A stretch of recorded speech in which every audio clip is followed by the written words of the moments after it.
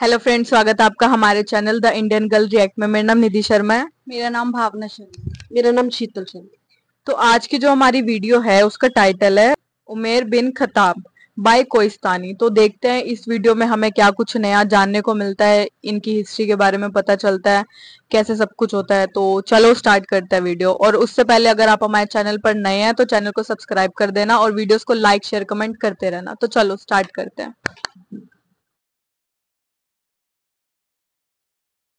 फलस्तीन, Jerusalem, दुनिया की सबसे important city as the capital of Israel. क्योंकि जेरूसलम और उसके आसपास अल्लाह ने अपने हजारों पैगंबर भेजे, जैसे कि इब्राहिम, दाऊद और सुलेमान अलैहिमुस्सलाम। और यहूदियों के मुताबिक इस सिटी यरूशलेम का नाम सबसे पहले एक बहुत बड़े पैगंबर नूह अलैहिस्सलाम के बेटे साम ने रखा था, जिसका मतलब है यरूशलेम, द सिटी ऑफ पीस।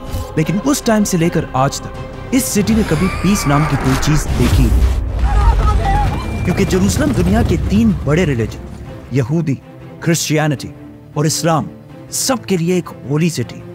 क्योंकि जेरूसलम के अंदर ये जो जगह है जिसे बैतुल मकदस कहा जाता है, इसकी ये साइड वेस्टर्न वॉल है जो आज यहूदियों के लिए सबसे होली जगह है। यहां से थोड़ी दूर एक चर्च है जो आज क्रिश्चियंस के लिए सबसे होली साइट है, क्योंकि क्रिश्चियंस का मानना है कि इस चर्च के नीचे आज तक ईसा अलैहिस्सलाम की खाली कब्र मौजूद है। और इसी बैतुल मकदस के ऊपर मस्जिद अक्सा भी बनी हुई है, क्योंकि बैतुल मकदस मुसलमानों के लिए भी मक्का और मदीना के बाद दुनिया की सबसे होली जगह है।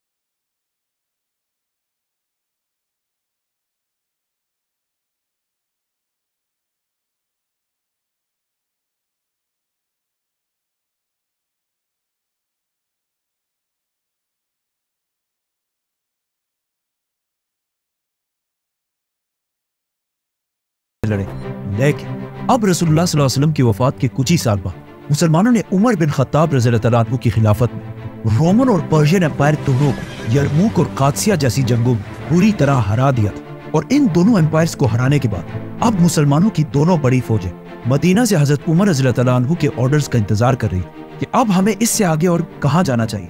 तो मदीना से सीधा एक लेटर पर्शियन एम्पायर साद बिन अबी वक्कास की तरफ गया और हजरत उमर ने उन्हें ऑर्डर दिया कि अब तुमने तब तक नहीं रुकना जब तक पर्शियन एम्पायर का कैपिटल मदईन फतह ना हो जाए और पूरी पर्शियन एम्पायर मुसलमानों के कंट्रोल में ना आ जाए, तब तक तुमने पीछे नहीं हटना। तो साद बिन अबी वक्कास मुसलमानों की फौज के साथ पूरी पर्शियन एम्पायर को फतह करने के लिए रवाना हुए। पर्शियन एम्पायर में तो मुसलमानों की फौज आहिस्ता आहिस्ता कैपिटल की तरफ बढ़ने लगी।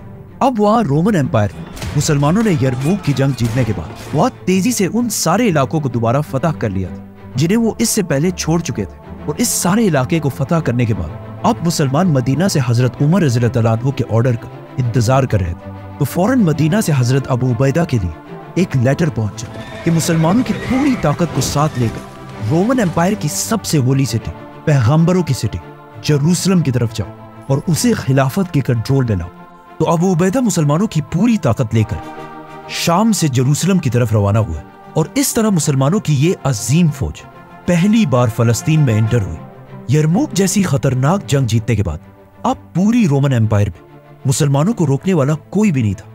तो मुसलमानों ने सीधा जाकर जेरूसलम के शहर को चारों तरफ से घेर लिया। लेकिन मुसलमान ये नहीं चाहते थे कि जेरूसलम को भी बाकी सिटीज की तरह जंगों और तलवारों से फतह किया जाए, क्योंकि मुसलमानों को पता था कि ये पैगंबरों का शहर है और वो नहीं चाहते थे कि इस सिटी में कोई खून खराबा हो। तो मुसलमानों ने इस शहर के चारों तरफ अपने कैंप्स लगाए और आराम से इस सिटी के सरेंडर का इंतजार करने लगे। लेकिन जेरूसलम के सबसे बड़े प्रीस्ट सफ्रोनियस ने मुसलमानों की इतनी बड़ी फौज देखकर भी आसानी से सरेंडर नहीं किया और बार बार अपने रोमन बादशाह हरकल की तरफ लेटर्स भेजता रहा कि आप रोमन एम्पायर की पूरी फौज के साथ क्रिश्चियंस के सबसे होली शहर जेरूसलम को मुसलमानों के हाथों से बचाएं। लेकिन अगले 4 महीने तक सफ्रोनियस की बहुत कोशिश के बाद भी पूरी रोमन एम्पायर से एक जनरल भी उसकी मदद के लिए नहीं आया, क्योंकि यरमूक के मैदान में खालिद बिन वलीद ने रोमन्स की कमर ऐसी तोड़ी कि अब वो मुसलमानों के सामने अपना सर कभी नहीं उठा सकते थे।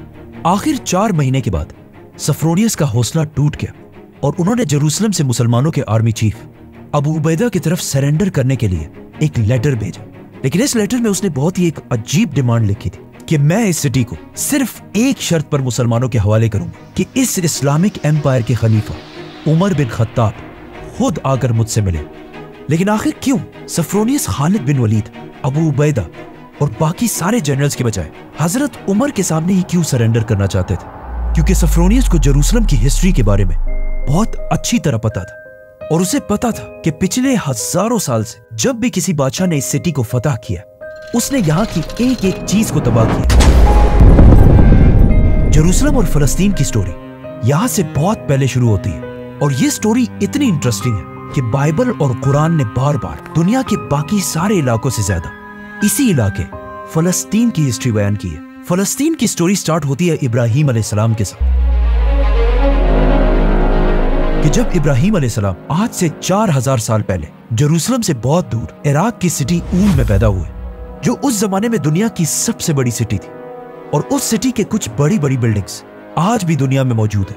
इब्राहिम अलैहिस्सलाम इसी सिटी में बड़े हुए और बड़े होकर उन्होंने इस सिटी के रिलीजन से बगावत कर दी और वहां के सारे लोगों से ये कहा कि अपने खुदाओं को छोड़कर एक अल्लाह की तरफ आओ। तो ऑफ कोर्स वहां के लोगों ने उनकी बात नहीं मानी, लेकिन फिर भी इब्राहिम अलैहिस्सलाम अपने मिशन से पीछे नहीं हटे और आखिर वहां के बादशाह को एक दिन इतना गुस्सा आया कि उन्होंने हुक्म दिया कि एक बहुत बड़ी आग जलाकर इब्राहिम को उस आग में फेंक दिया जाए। लेकिन जैसे ही उन्होंने इब्राहिम अलैहिस्सलाम को इस आग में फेंका तो वहां खड़े सारे लोगों ने पहली बार एक बहुत ही अजीब मंजर देखा कि इब्राहिम अलैहिस्सलाम बिल्कुल सही सलामत वहां सबके सामने इस आग से चलकर बाहर निकले। इस वाकये के बाद ऊर शहर के लोग इब्राहिम अलैहिस्सलाम की ताकत से डर गए और उन पर और जुल्म करना छोड़ दिया और इब्राहिम अलैहिस्सलाम भी अल्लाह के हुक्म से ऊर सिटी को छोड़कर पहली बार फलस्तीन के इलाके में आबाद हुए। नाउ इब्राहिम अलैहिस्सलाम के 2 बेटे थे, इस्माइल और इसहाक। इसहाक अलैहिस्सलाम की औलाद में अल्लाह ने हजारों पैगंबर भेजे, लेकिन इस्माइल अलैहिस्सलाम की औलाद से सिर्फ एक पैगंबर भेजा गया। इस्माइल अलैहिस्सलाम तो फलस्तीन को छोड़कर अरब जाकर मक्का में आबाद हुए, लेकिन इसहाक अलैहिस्सलाम अपने वालिद इब्राहिम अलैहिस्सलाम की वफात के बाद यही फलस्तीन में ही रहे और उनके बेटे याकूब अलैहिस्सलाम, जिन्हें इसराइल के नाम से भी जाना जाता है, और इन्हीं की औलाद को याकूब अलैहिस्सलाम की औलाद को आज बनी इसराइल कहा जाता है। याकूब अलैहिस्सलाम के एक बेटे यूसुफ अलैहिस्सलाम अपने भाइयों के जुल्म की वजह से फलस्तीन छोड़कर इजिप्ट में आबाद हुए और यही मिस्र में बड़े होकर यूसुफ अलैहिस्सलाम पूरे मिस्र के प्राइम मिनिस्टर बने, जिसके कुछ ही अरसे बाद फलस्तीन के इलाके में एक बहुत बड़ा कहर आया, जिससे वहां के लोगों के खाने पीने की चीजें बिल्कुल खत्म हो गई और यहाँ के लोग मजबूरन खाना पीना ढूंढने के लिए उस वक्त के सुपर पावर इजिप्ट की तरफ गए ताकि वहां से उनको कुछ मिल सके, जिसमें यूसुफ अलैहिस्सलाम के 11 भाई भी शामिल थे। आखिर यूसुफ अलैहिस्सलाम की वजह से उनके सारे भाई और बाप याकूब अलैहिस्सलाम सब फलस्तीन के इलाके को छोड़कर उन्हीं के पास इजिप्ट में आबाद हुए। बनी इसराइल में उस जमाने से लेकर आज तक एक बहुत ही जबरदस्त क्वालिटी रही है कि ये जहां भी जाते हैं बहुत ही तेजी से उस इलाके के सबसे ताकतवर लोग बन जाते हैं। इसी तरह इजिप्ट में भी बनी इसराइल के इन 12 भाइयों के बेटे बहुत तेजी से इजिप्शियंस को पीछे छोड़कर इजिप्ट के सबसे ताकतवर और रिच लोग बन गए। ये देखकर आहिस्ता आहिस्ता इजिप्शियंस को समझ आ गई कि अगर ऐसा ही चलता रहा तो बहुत जल्द हम सारे बनी इसराइल के गुलाम बन जाएंगे। तो आखिर इजिप्ट के एक ताकतवर फिरौन ने यह फैसला किया कि इससे पहले कि हम इजिप्शियंस इन बनी इसराइल के गुलाम बने, हम ही इन्हें अपना गुलाम बना देते हैं। जिसके बाद इजिप्शियंस ने बनी इसराइल को कमजोर करने के लिए जबरदस्ती इनके सारे बिजनेसेस बंद कर दिए, उनके घरों के अंदर से सब कुछ लूट लिया और बिल्कुल हिटलर की तरह सारे बनी इसराइल को एक जगह पर जमा करके इन्हें अपना गुलाम बना दिया। इसी तरह अगले 400 साल तक बनी इसराइल इजिप्शियंस की गुलामी करते रहे। आखिर अल्लाह ने इनकी तरफ अपना एक पैगंबर भेजा, मूसा अलैहिस्सलाम, जिन्होंने बनी इसराइल को 400 साल की गुलामी के बाद इजिप्ट से निकालकर वापस अपने ग्रेट ग्रैंडफादर इब्राहिम अलैहिस्सलाम के इलाके फलस्तीन की तरफ रवाना किया। यहूदियों की किताब तौरात के मुताबिक एक ही दिन में 6 लाख लोग इजिप्ट को छोड़कर रवाना हुए, लेकिन जैसे ही बनी इसराइल वापस फलस्तीन के करीब पहुंचे तो उन्होंने देखा कि पिछले 400 साल से जब बनी इसराइल इजिप्ट में गुलाम थे तो उसी टाइम फलस्तीन में कुछ नए बहुत ही ताकतवर कबीले अमेलेकाइट्स और एमोराइट्स आबाद हो चुके थे। तो अल्लाह ने मूसा अलैहिस्सलाम को हुक्म दिया कि बनी इसराइल के इन 12 कबीलों को अमेलेकाइट्स के साथ जंग के लिए तैयार करो। तो मूसा अलैहिस्सलाम ने ऐसा ही किया और पूरा बनी इसराइल जंग के लिए तैयार हो गया। लेकिन जंग से एक रात पहले ही मूसा अलैहिस्सलाम ने अमेलेकाइट्स की ताकत का अंदाजा लगाने के लिए बनी इसराइल के कुछ जासूस रात को उनकी तरफ भेजे। लेकिन अब जब बनी इसराइल जंग के लिए बिल्कुल रेडी खड़े थे तो अचानक उन जासूसों ने वापस आकर बताया कि हम बनी इसराइल उन लोगों का मुकाबला कभी भी नहीं कर सकते, क्योंकि ये एमोराइट्स और बाकी कबीले हमसे बहुत ही ज्यादा ताकतवर और रिच लोग हैं और उनके पास हथियार भी हमसे बहुत ज्यादा है। ये सुनकर बनी इसराइल का सारा हौसला बिल्कुल टूट गया और उन्होंने अपने सारे हथियार फेंक कर मूसा अलैहिस्सलाम से कहा कि आप और आपका रब जाकर लड़े, हम इन लोगों से नहीं लड़ने वाले। बनी इसराइल की इस हरकत से अल्लाह को उन पर बहुत सख्त गुस्सा आया और उसने तौरात में मूसा अलैहिस्सलाम से कहा कि मैंने बनी इसराइल को इतनी ज्यादा निशानियां दिखाई, लेकिन इस सब के बाद भी इन्होंने मेरे लिए लड़ने से इनकार कर दिया। तो अब तुम सब बनी इसराइल अगले 40 साल तक इसी डेजर्ट में रहोगे और तुम्हारा एक एक बंदा इसी डेजर्ट में मरेगा। यही तुम सबकी सजा है। यहाँ तक कि तुम सबकी कब्रें भी इसी डेजर्ट में ही बनेंगी। और एग्जैक्टली ऐसा ही हुआ। अगले 40 साल में बनी इसराइल की जो गुलाम जनरेशन इजिप्ट के फिरौन से आजाद होकर निकली थी, इन 40 सालों में वो बिल्कुल खत्म हो गई। लेकिन इन सब के साथ मूसा और हारून अलैहिस्सलाम भी इस दुनिया से चले गए। इन 40 सालों में बनी इसराइल की एक नई जनरेशन आजाद सोच के साथ बड़ी हुई और उन्होंने यूशा बिन नून अलैहिस्सलाम की लीडरशिप में आखिर पूरे फलस्तीन को फतह कर लिया। और इस तरह बनी इसराइल 500 साल के बाद दोबारा फलस्तीन में आबाद हुए। यूशा अलैहिस्सलाम ने पूरे फलस्तीन को फतह करने के बाद फलस्तीन को 12 हिस्सों में डिवाइड कर दिया और बनी इसराइल के 12 कबीलों के हवाले किया। और इन सब के ऊपर कोई एक बादशाह नहीं, बल्कि हर कबीले को कंट्रोल करने के लिए उनके ऊपर जजेस का एक ग्रुप बिठाया, जो वक्त के साथ साथ बनी इसराइल के सारे फैसले करने लगे। और इसी तरह अगले 300 साल तक बनी इसराइल के यही जजेस पूरे फलस्तीन पर हुकूमत करते रहे। लेकिन आहिस्ता आहिस्ता वक्त के साथ साथ ये जजेस करप्ट होते गए और कुछ पैसों के लिए तौरात की आयात को बिगाड़ कर अपने मर्जी के फैसले देने लगे। यही से तौरात जो मूसा अलैहिस्सलाम पर नाजिल हुई थी, आहिस्ता आहिस्ता चेंजेस आने लगे, जिसकी वजह से तौरात की असली प्योर शक्ल इन जजेस की वजह से आहिस्ता आहिस्ता दुनिया से खत्म होने लगी। और ये जजेस इतने करप्ट थे कि अल्लाह ने इन्हें रोकने के लिए अपने पैगंबर भी भेजे। तो इन जजेस ने ये जानकर भी कि वो पैगंबर है, उन्हें कत्ल करवा दिया। आखिर इन जजेस की 300 साल की करप्शन की वजह से बनी इसराइल बहुत ही कमजोर हो गए, जिसका फायदा उठाकर पास के एक ताकतवर नए कबीले जिन्हें फिलिस्तीन्स कहा जाता था, बनी इसराइल पर आकर हमला कर दिया। और इस कौम के लीडर का नाम जालूत, जिसने बहुत तेजी से बनी इसराइल से ये सारे इलाके छीन लिए और इवन उनके कैपिटल जेरूसलम को भी फतह कर लिया। अब इससे बनी इसराइल के लोगों को आखिर 300 साल बाद समझ आ गए कि इन्हीं जजेस के गलत फैसलों की वजह से आज हम सब बर्बाद हो चुके हैं। तो वो सब उस वक्त के पैगंबर सैमुएल के पास जमा हुए और उनसे रिक्वेस्ट की कि आप इन जजेस को हटाकर पूरे बनी इसराइल के लिए एक यूनाइटेड ताकतवर बादशाह चूज करें, ताकि हम इन दुश्मनों का मुकाबला कर सकें। तो सैमुएल ने बनी इसराइल का पहला बादशाह चूज किया, जिसका नाम था तालूत। तो तालूत बनी इसराइल की फौज को लेकर जालूत से लड़ने के लिए रवाना हुआ और दोनों फौजें एक दूसरे के आमने सामने हुई। जंग से पहले जालूत अपनी फौज से सामने आया और बनी इसराइल को लड़ने का चैलेंज दिया, लेकिन काफी देर तक बनी इसराइल से किसी ने भी आगे जाकर इसका चैलेंज एक्सेप्ट नहीं किया, क्योंकि जालूत कोई आम इंसान नहीं था।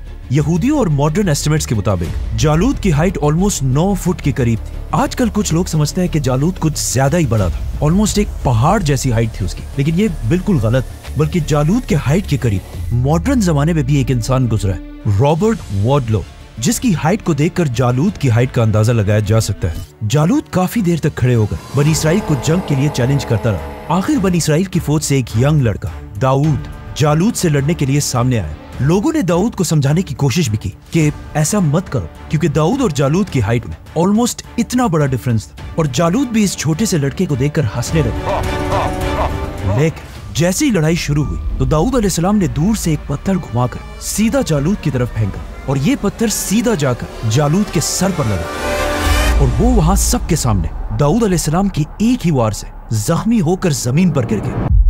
अपने लीडर को इतनी आसानी से गिरते हुए देखकर उसकी सारी फौज का मोराल बिल्कुल डाउन हो गया। ये देखकर तालूत ने बनी इसराइल को हमले का हुक्म दिया और कुछ ही देर में जालूत की पूरी फौज जंग छोड़कर भाग गई। जंग में दाऊद अलैहिस्सलाम की बहादुरी देखकर वो पूरे बनी इसराइल में एज अ वॉरियर मशहूर हुए और तालूत के बाद दाऊद अलैहिस्सलाम पूरे फलस्तीन के बादशाह बने। दाऊद अलैहिस्सलाम फलस्तीन के सबसे ताकतवर बादशाह थे, लेकिन उनकी वफात के बाद उनके बेटे सुलेमान अलैहिस्सलाम को अल्लाह ने ऐसी बादशाहत दी जो उनके बाद पूरी दुनिया में किसी को नहीं मिली। मतलब अल्लाह ने सुलेमान अलैहिस्सलाम को हवाओं, परिंदों, जिन्नात सब पर कंट्रोल दिया था और इसी ताकत को यूज करके उन्होंने अपने कैपिटल जेरूसलम में एक बहुत बड़ी मस्जिद बनाई जिसे आज टेम्पल ऑफ सोलोमन कहा जाता है। ये टेम्पल उस जमाने में दुनिया की सबसे बड़ी बिल्डिंग्स में से एक और कहा जाता है कि ये सिर्फ एक इबादत की जगह नहीं बल्कि बनी इसराइल का पार्लियामेंट भी, जहां से सुलेमान अलैहिस्सलाम अपनी पूरी एम्पायर को चलाते थे। सुलेमान अलैहिस्सलाम की वफात के बाद बनी इसराइल ने उनके बेटे रहोबोम को पूरे फलस्तीन का नया बादशाह बनाया,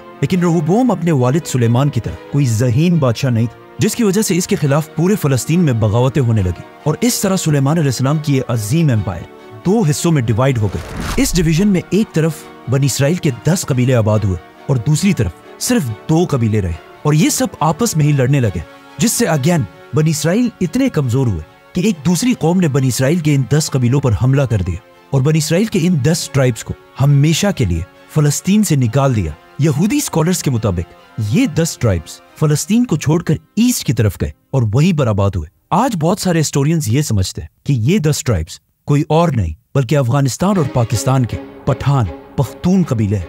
अब पीछे फलस्तीन में सिर्फ 2 ही कबीले रह गए और इनमें भी बड़ा कबीला यहूदा कबीला था और इसी कबीले की वजह से आहिस्ता आहिस्ता इनका नाम बनी इसराइल से चेंज होकर यहूदी पड़ा। लेकिन इन यहूदियों पर भी कुछ अरसे बाद बेबीलोनियन एम्पायर के बादशाह बख्त नसर ने हमला कर दिया और फलस्तीन में ऐसी तबाही मचाई कि लाखों यहूदियों को कत्ल किया और सुलेमान अलैहिस्सलाम की बनाई हुई मस्जिद टेम्पल ऑफ सोलोमन को भी आग लगा दी और जो यहूदी जिंदा बचे थे उन सबको गुलाम बनाकर अपने कैपिटल बेबीलोन ले गया और इस तरह सुलेमान अलैहिस्सलाम की ये अजीम एम्पायर हमेशा के लिए खत्म हो गई। और इस तरह यहूदी एक बार फिर बिल्कुल फिरौन की तरह अगले 50 साल तक एक दूसरे बादशाह के गुलाम बने।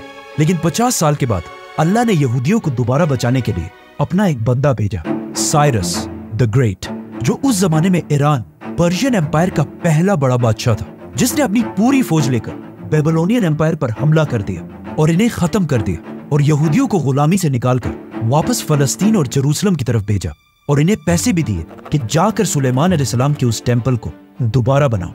आज बहुत सारे मुसलमान स्कॉलर्स ऐसे भी जो साइरस द ग्रेट को जुल्करनैन समझते हैं, जिसे हम फिर कभी एक्सप्लेन करेंगे, तो सब्सक्राइब। साइरस द ग्रेट की मदद से एक बार फिर यहूदी फलस्तीन के इलाके में आबाद हुए और फलस्तीन वापस आकर सबसे पहले यहूदियों ने सुलेमान अलैहिस्सलाम के टेम्पल को उसी जगह पर दोबारा बनाया जहां इससे पहले बनाया गया था। ये टेम्पल आज तो दुनिया में मौजूद नहीं है, लेकिन इस टेम्पल की एक दीवार वेस्टर्न वॉल आज भी वहां मौजूद है और ये दीवार यहूदियों के लिए उतनी ही इंपॉर्टेंट है जितना मुसलमानों के लिए काबा है। इसके बाद अगले 500 साल तक यहूदी इसी तरह फलस्तीन में आबाद रहे, लेकिन 500 साल बाद अब दुनिया में एक नई सुपर पावर बन चुकी थी, द ग्रेट रोमन एम्पायर,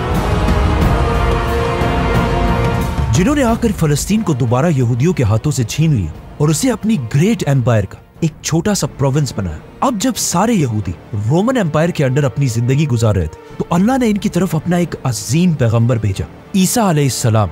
उस वक्त तक यहूदी इतने करप्ट हो चुके थे कि वो अल्लाह की तरफ से भेजे गए पैगंबरों की भी बातें नहीं सुनते थे, बल्कि इससे पहले उन्होंने जकरिया और याह्या अलैहिस्सलाम को भी जान से मार दिया था। ईसा अलैहिस्सलाम ने यहूदियों को समझाने की बहुत कोशिश की, लेकिन सिर्फ कुछ लोगों के अलावा बाकी सारे यहूदियों ने ईसा अलैहिस्सलाम की बात नहीं मानी और उन्हें एक झूठा पैगंबर कहा और सारे यहूदियों ने रोमन एम्पायर के साथ मिलकर ईसा अलैहिस्सलाम को मारने की साजिश की। और जैसे ये सब मिलकर ईसा अलैहिस्सलाम को मारने वाले थे, बिल्कुल आखिरी टाइम में अल्लाह ने उन्हें बचा लिया और उन्होंने ईसा अलैहिस्सलाम के बजाय एक दूसरे शख्स को सूली पर चढ़ाकर मार दिया। अब ईसा अलैहिस्सलाम तो दुनिया से चले गए, लेकिन यहूदियों और रोमन्स के दरमियान आहिस्ता आहिस्ता लड़ाइयाँ शुरू होने लगी। ईसा अलैहिस्सलाम के बाद अल्लाह ने यहूदियों को कभी भी माफ नहीं किया, क्योंकि ईसा अलैहिस्सलाम के बाद आज तक यहूदियों के पास और कोई पैगंबर नहीं भेजा गया और ईसा अलैहिस्सलाम के खिलाफ साजिश करने पर अल्लाह ने यहूदियों से ऐसा बदला लिया कि उनके जाने के कुछ ही अरसे बाद रोमन्स और यहूदियों की लड़ाई शुरू हुई और रोमन्स ने यहूदियों को ऐसा तबाह किया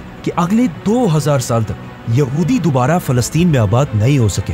रोमन्स ने फलस्तीन में लाखों यहूदियों को मारा और इवन यहूदियों के मेन टेम्पल सुलेमान अलैहिस्सलाम के टेम्पल को भी आग लगाकर गिरा दिया, जिसके बाद आज तक यहूदी ये टेम्पल दोबारा नहीं बना सके। लेकिन यहूदियों का मानना है कि आखिरी जमाने में उनका एक मसीह आएगा जो दोबारा जेरूसलम की इसी जगह पर उनका तीसरा और आखिरी टेम्पल बनाएगा और तब यहूदी पूरी दुनिया पर हुकूमत करेंगे। और रोमन्स ने यहूदियों पर हमेशा के लिए पाबंदी लगा दी कि यहूदियों को अपनी होली सिटी जेरूसलम की तरफ आने की इजाजत नहीं है। और अगले 600 साल तक रोमन एम्पायर ही फलस्तीन पर हुकूमत करती रही। और इन्हीं 600 साल के दौरान अपने रिलीजन को छोड़कर पूरी रोमन एम्पायर ने क्रिश्चियनिटी को अपना रिलीजन बनाया। यहाँ तक स्टोरी सिर्फ इब्राहिम अलैहिस्सलाम के एक बेटे इसहाक अलैहिस्सलाम की नस्ल के बारे में थी, लेकिन यहाँ से दुनिया की स्टोरी बिल्कुल बदल जाती है, क्योंकि इब्राहिम अलैहिस्सलाम के पहले बेटे इस्माइल अलैहिस्सलाम, जो इससे हजारों साल पहले फलस्तीन को छोड़कर अरब में आबाद हुए थे, अल्लाह ने उन्हीं के नस्ल में से अपना आखिरी पैगंबर भेजा, मुहम्मद सल्लल्लाहु अलैहि वसल्लम।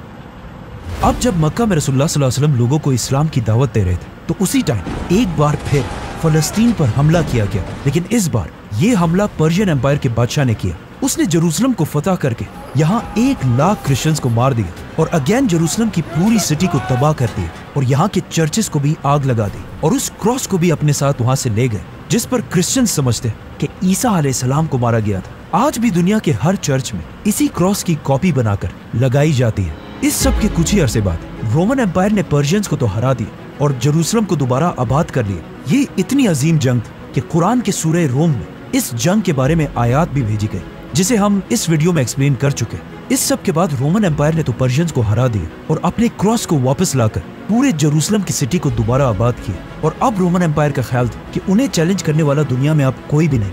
लेकिन साथ ही अरब में मुसलमानों की खिलाफत बहुत तेजी से आगे बढ़ रही थी और मुसलमानों की खिलाफत इतनी मजबूत हो चुकी थी कि कुछ ही सालों में हजरत उमर रज़ियल्लाहु अन्हु की खिलाफत में एक बार फिर जेरूसलम को चारों तरफ से घेर लिया गया।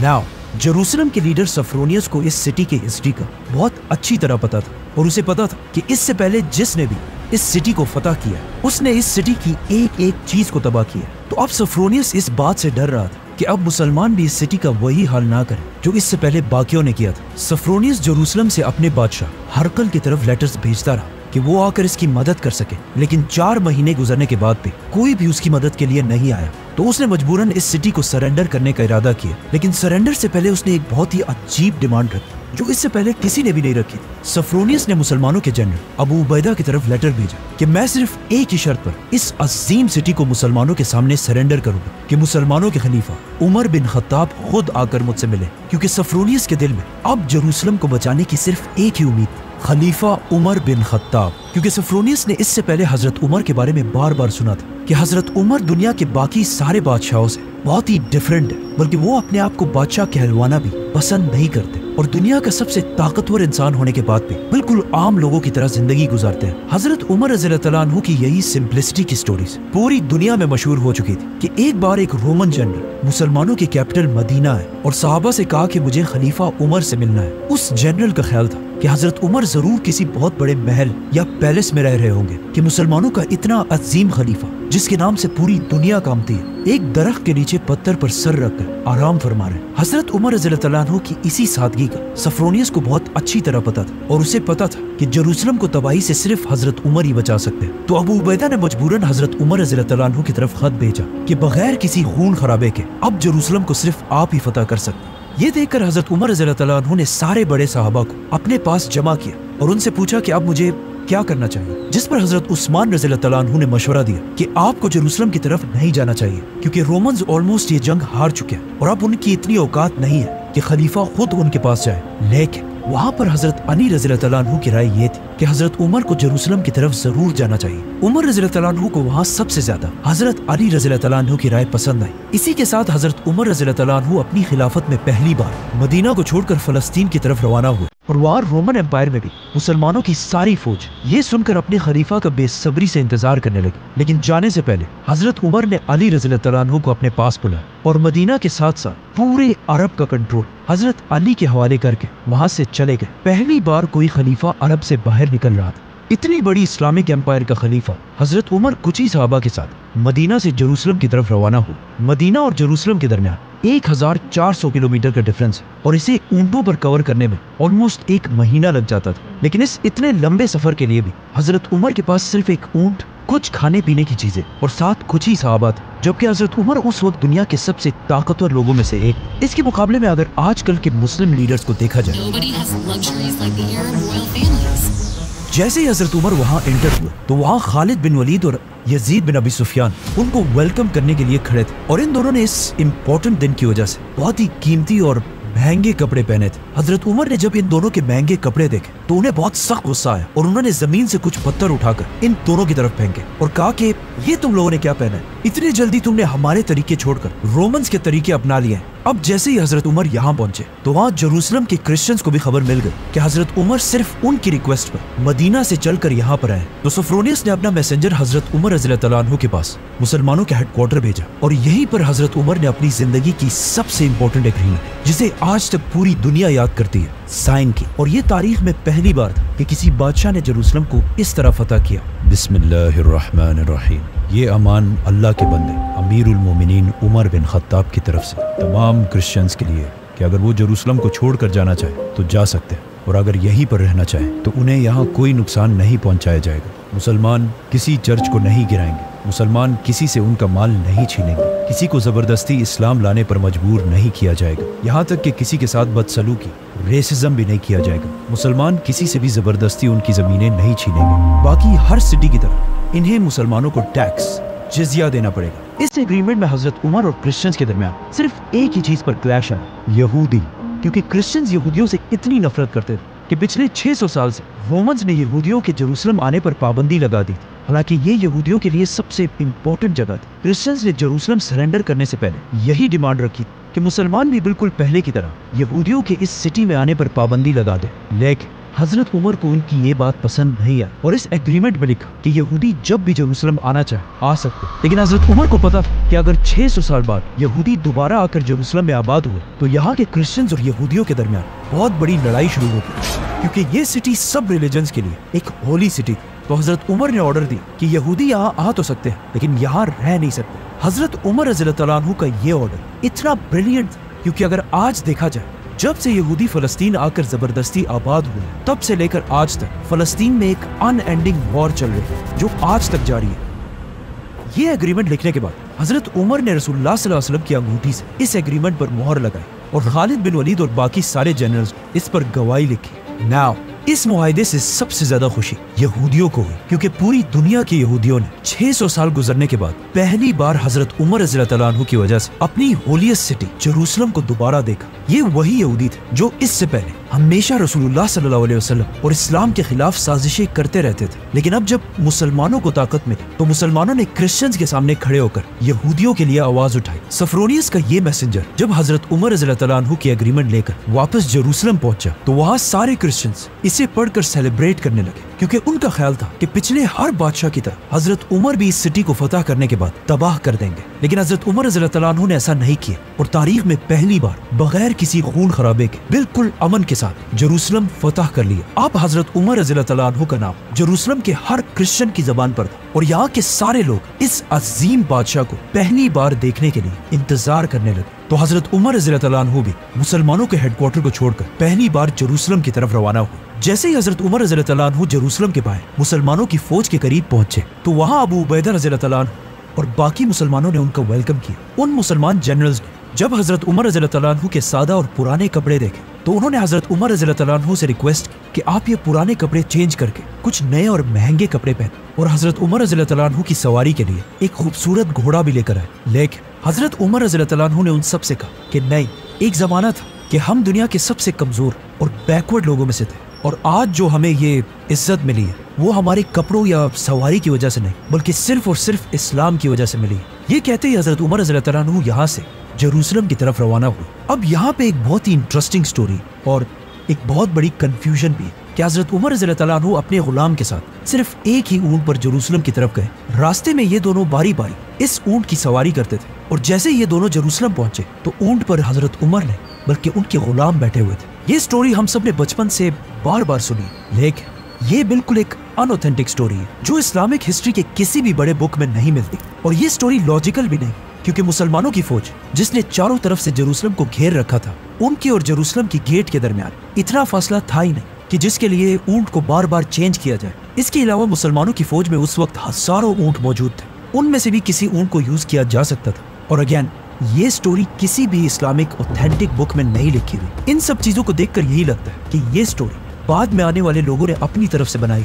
और इस्लामिक हिस्ट्री की लेटेस्ट बुक तारीख उम्मत मुस्लिमा में भी इस स्टोरी को एक अनऑथेंटिक स्टोरी कहा गया है। लेकिन आपको मेरी बात सुनने की जरूरत नहीं, खुद जाकर रिसर्च करें और चैट जीपीटी से मत पूछें, वो आपको गलत बताए, खुद रिसर्च करें। हजरत उमर रज़ी अल्लाह अन्हु सीधा जेरूसलम के अंदर एंटर हुए और वहाँ के सारे लोग उनकी सिंपलिसिटी देखकर बहुत इंप्रेस हुए। जेरूसलम में क्रिश्चियंस के लीडर सफ्रोनियस हजरत उमर को सीधा उस चर्च की तरफ ले गए जो आज तक क्रिश्चियंस के लिए सबसे होली जगह है। हजरत उमर जब चर्च में ही थे तो नमाज का वक्त हुआ। सफ्रोनियस ने वहीं पर हजरत उमर को चर्च के अंदर ही नमाज पढ़ने की रिक्वेस्ट, लेकिन हजरत उमर ने वहाँ नमाज नहीं पढ़ी और कहा कि अगर मैंने यहाँ पर नमाज पढ़ ली तो मुसलमान जरूर इस चर्च को एक दिन मस्जिद में कन्वर्ट करेंगे। और हजरत उमर नहीं चाहते थे कि मुसलमान क्रिश्चियंस की इस होली जगह को बदल दें।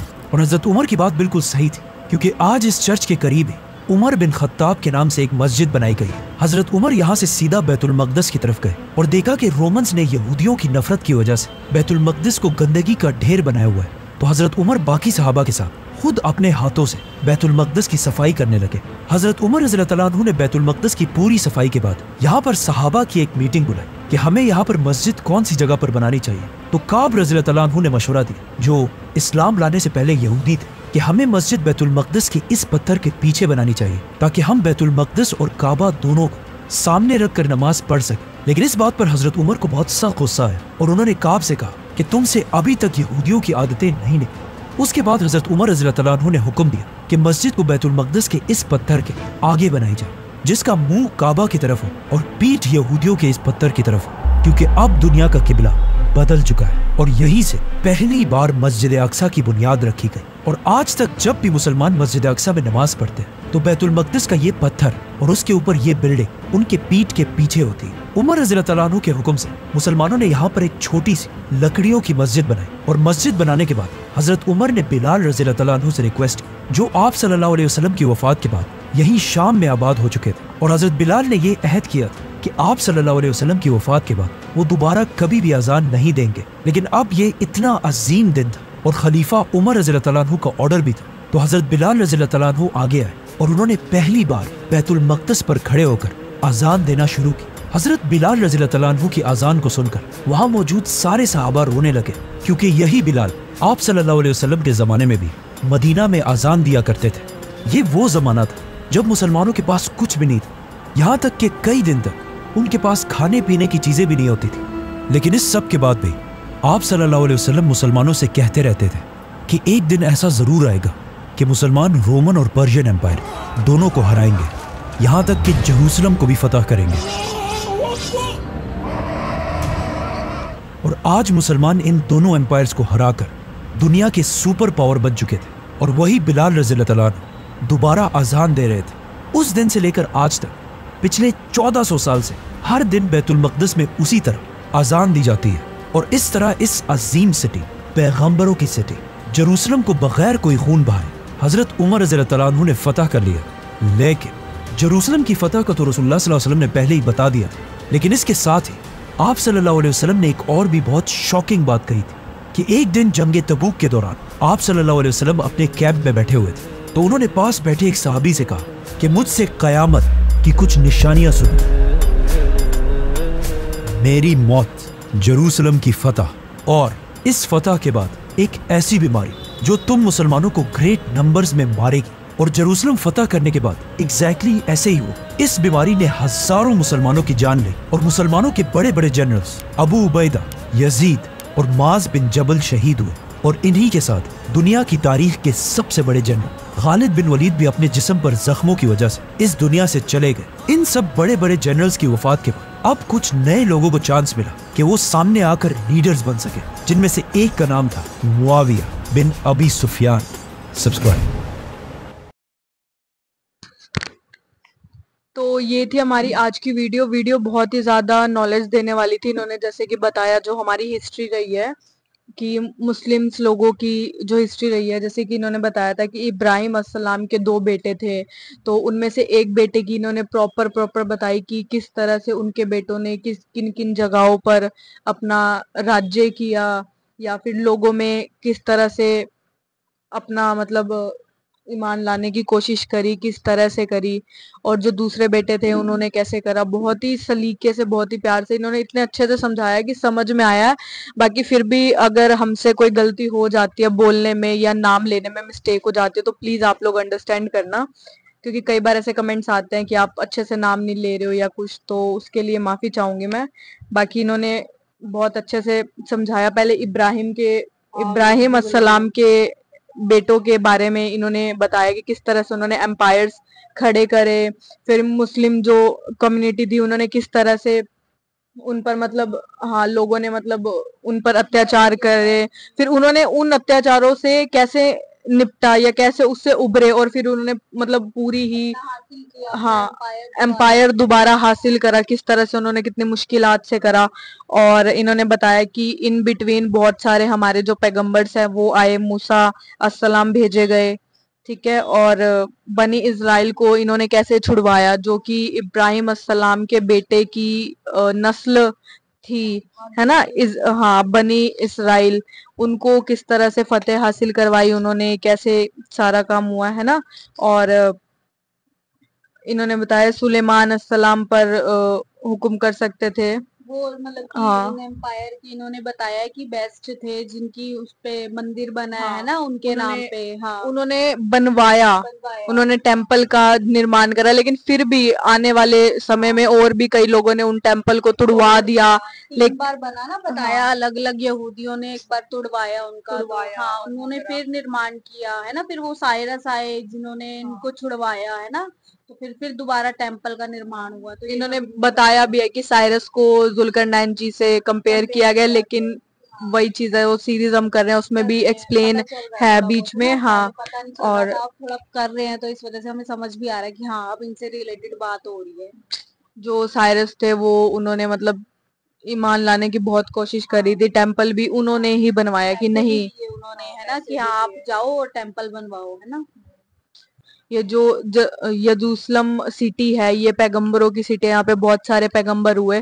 और हमारी जो हिस्ट्री लगा लो, हिस्ट्री में पहली बार ऐसा हुआ था कि कोई जंग लड़ी है बिना खून खराबे के, बिना किसी चीज को नुकसान पहुंचाए, किसी बिल्डिंग को, इंसान को नुकसान पहुंचाए, उन्होंने एक दस्तावेज पे साइन करके वो जंग जीती। या जैसे भी प्यारी बात कही उसमें कि जो है अगर आप रहना चाहते हो तो आप रह सकते हो, अगर आपने जाना है तो आप जा सकते हो, बट हम जो है आप पे मतलब कि कष्ट, हम आपको कष्ट नहीं देंगे, अगर आपने रहना है तो आप रह सकते हो। तो उमर बिन खताब जो है उन्होंने कितनी प्यारी बात बोली थी कि अगर आपने जाना है तो आप जा सकते हो, अगर आपने रहना है इस सिटी में तो आप रह सकते हो, हम आपको जो है मतलब कि आपके साथ दुष्व्यवहार नहीं करेंगे, आपको जो है मतलब कि बॉयकॉट नहीं करेंगे, है ना, इस तरह से उन्होंने कहा। तो मतलब कि कितनी प्यारी बात थी इनकी। इन्होंने मतलब हिस्ट्री को बहुत ही मतलब, इन्होंने मेन चीज ये बताई है कि जो हमारे उमर बिन खातब थे ये बहुत ही पोलाइट नेचर के थे। इन ये कोशिश करते थे, क्योंकि इन्होंने एक चीज बीच में लाइन बताई थी कि जब वो अब उनसे मिलने गए थे, सेफ्रोनियस नाम का राजा था शायद, उनसे मिलने गए थे तो उन्होंने देखा कि यार उन्होंने सोचा कि उमर बिन खताब तो बादशाह है, कितनी, है ना, कितना कि इतने अच्छे बादशाह हैं, मतलब कि इतनी बड़ी एम्पायर उनके अंडर है, तो क्या वो बढ़िया होंगे, अच्छे अच्छे कपड़े पहनते उनको लगता होगा कि मतलब बहुत ही रिच तो वो थे, लेकिन वो बहुत ही सादा जीवन जीते थे।